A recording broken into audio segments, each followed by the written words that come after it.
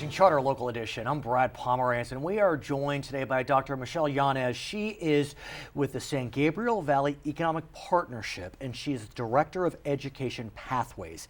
Let's start from the beginning. What is the San Gabriel Valley Economic Partnership? Well, first I want to say thank you for inviting me. I'm really excited to be here. The partnership is an association of primarily businesses and chambers, cities, and colleges and schools that are interested in marketing the San Gabriel Valley and keeping businesses here in the San Gabriel Valley and creating policy. And let's talk about the San Gabriel Valley for a second. Okay. 2 million people.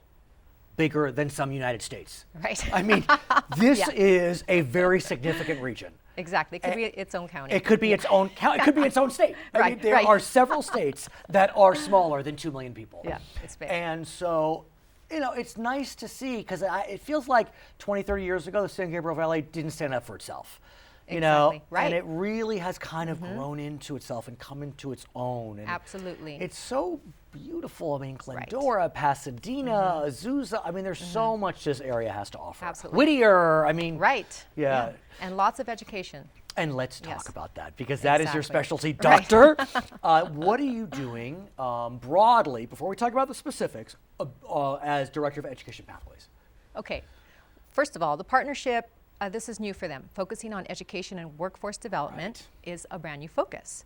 So I am the liaison between industry and education. Kind of sounds like a dream job. It is. You know, for someone like yourself, a PhD. Absolutely. I mean, really, what more could because you I've ask always for? worked with businesses, so I'm able to bring both my passions together. How did this happen for you? It's just I worked on it. Of course you did. Yes, it was my. I just wanted to do play a role like this, and here I am. I'm able to do it. And timing was perfect. Perfect. Because as we're about to tell our audience, a series of grants were being sent out for bid, I guess you could say, dealing with education and workforce development.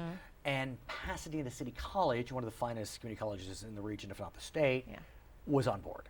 Tell us about that. Okay, they've recently won a couple of grants, and the one that we're working on is called the AMTEL grant, which is Advanced Manufacturing, Engineering Technology, and Linked Learning. Wow. So they've asked us to be a partner with them, and so that's why they hired me. Our CEO, Cynthia Kurtz, she met with the dean there, Salomon Davila. Sure.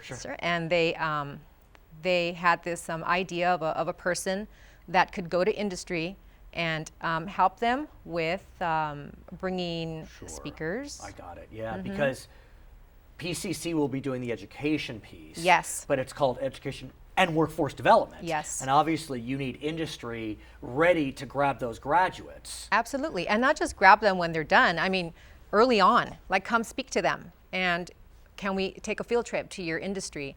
Can maybe you have, take one intern? And so we want to motivate these kids, right? So tell me more. Has the program started? Are you off and running? It's just starting. So tell me about what we can expect to see, and more importantly, for our viewers that may be watching, how can someone access this program? Do they need to be a PCC student? How would this work? If we know yet. There are a number of different grants and different coalitions. Right now, we're on a grant specifically with PCC, and the 2 high schools that are named on that grant are Muir High School in Pasadena and South Almani High School. Okay. So I'm focusing on those 2 high schools right now, but we would love to work with all the high schools because it's so awesome. It's a great program. So if we had more grants coming down the pipeline, and you will, and you'll make sure of that. Absolutely, right? We could have one with Mount Sac, with Rio Hondo, with Citrus. So, so what I do, I go to industry and I ask them if they could send a speaker to go, somebody that looks like them, that's an engineer. So let's talk about that because I promise that someone is watching that could be a speaker. Okay. Great. Yeah. So tell me, who is your ideal speaker? And I'm sure there's not just one. What's the the group of people you'd like to see to come speak to your students? Okay, well, right now in the San Gabriel Valley, students are predominantly Latino youth. So it would be great if they could see a Latina or a Latino come speak to them, tell them, hey, I went to school where you went to school, right? This is how I did it. This is the pathway I took. This is the college I went to. Let's talk about that because I'll just use my family as an example. Okay. So I come from Eastern European immigrants. My father's cousin was a pharmacist. So guess what my father was? A pharmacist. A pharmacist. Exactly. Right. And that's what you're describing. Yes. Is looking for role models. And so many of these children are either immigrants themselves or children of immigrants. So if they can see someone that looks like them, again, that's not to say I couldn't come, and talk and energize someone to be a journalist. It's but not the same, I get it, right? But I get or it. if you're a girl and a man comes to speak to you, it's a little different, exactly. right? So tell me more about that process. So besides having speakers come speak with you and you taking a field trip, right? They're also using a curriculum. Both schools are using a curriculum called Project Lead the Way. Right. And that curriculum is exposing them to the principles of engineering for 4 years, from 9th grade to 12th grade. So they're learning computer, maybe turning a circuit. Coding.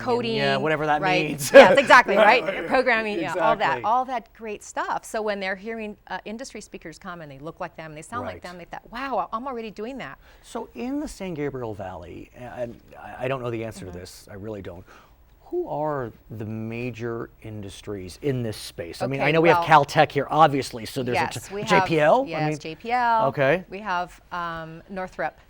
Yeah, Northrop's a big one. And also, but we also have like the MWD. We have Upper San Gabriel.